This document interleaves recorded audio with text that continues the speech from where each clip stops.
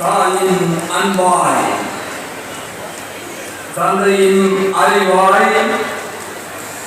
குருவின் ஒளியாய், தாயாய், தந்தையாய், குருவாய், தெய்வமாய் நாம் அனுதினமும் வழிபடுகின்ற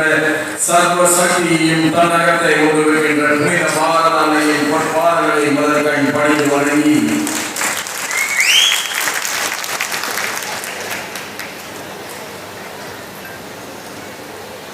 நம்முடைய அருமை சகோதரர்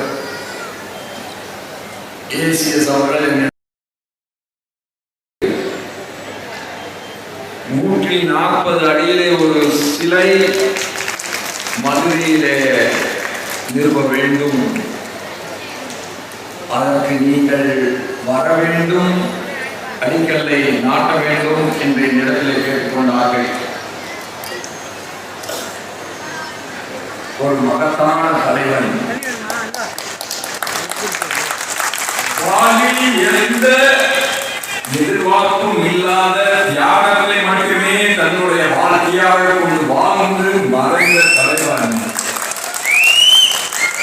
நாம் எல்லாம் இன்றைக்கு இவ்வளவு சுதந்திரத்தோடு உறுதி